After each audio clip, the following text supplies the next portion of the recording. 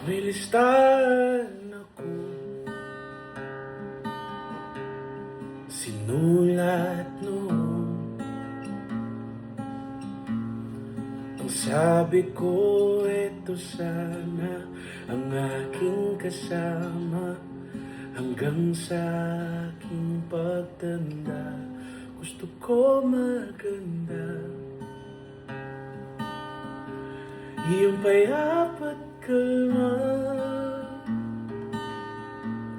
mabait at saka matalino, tapat at kontento. Nakuha lahat yun sa'yo, pero kulang pala mga nasulat ko.